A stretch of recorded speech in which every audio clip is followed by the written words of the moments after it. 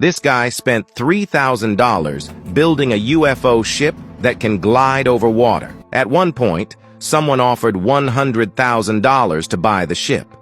Let's take a look at how he made it. In fact, the process is quite simple, and you could even make one yourself at home. First, he drew 2 large concentric circles on the ground and divided them into 6 equal parts, which formed the basic framework of the UFO. Based on its size, the ship is enormous. After completing the frame, he began the actual construction. He took some steel pipes, welded them together, and used aluminum alloy strips to create a frame, which he secured at the center like a scraper. With this, the basic structure was done. Now comes the critical step. He filled the circle with sand, and as the scraper rotated, the sand was shaped into a perfect dome. To make it more durable, he poured cement over the sand and smoothed it out with the scraper. Once the cement hardened, he polished the surface and painted it purple, forming the mold for the UFO. But this was just the first step. Next, he started making the body of the ship. He chose fiberglass instead of carbon fiber or steel because fiberglass offers a good balance between strength and cost. After applying the fiberglass,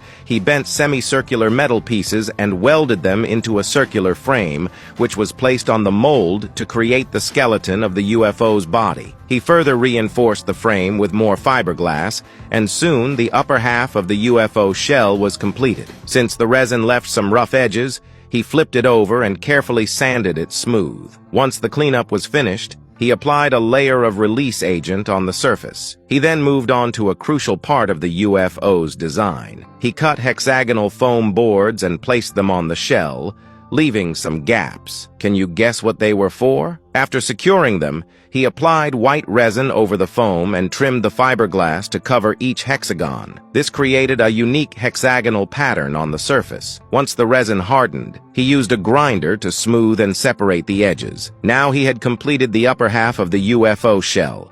The lower half was made in a similar fashion, but it also included an engine compartment for the propulsion system. He filled the gaps with fiberglass and then installed the propeller and engine. After the engine was in place, he cut an opening in front of the propeller and painted the bottom with waterproof black paint. Finally, he assembled the upper and lower halves, forming the complete UFO shell. The hatch location was pre-designed, so they simply removed the panels. The hexagonal panels were also removed, as they were just templates for the windows. After cleaning up the window areas, he used a grinder to smooth the rough fiberglass edges. Once the exterior was done, he began focusing on polishing the surface. Next came the installation of the mechanical components and interior features. He cut a hole beside the propeller for the engine exhaust pipe, and drilled another hole for a steel cable to pass through. This steel cable connected to the propeller, allowing him to control the ship. He connected the other end to the steering wheel inside the cockpit. To add comfort, he installed a comfortable seat. The interior was quite spacious, and he carefully arranged the space step by step, painting the entire ship to give it a smoother appearance. The UFO design was gradually taking shape. He also made the hatch out of fiberglass and split it into 2 halves, installing automatic lifting mechanisms on each side. The effect was very cool and had a high-tech feel. Inside, he lined every corner with fabric and installed LED lights around the hexagonal frame. The dark hull and lighting gave it a futuristic vibe. After installing all the necessary controls and instruments in the cockpit, he fitted the hexagonal windows with reinforced glass and sealed them. After 2.5 days of hard work,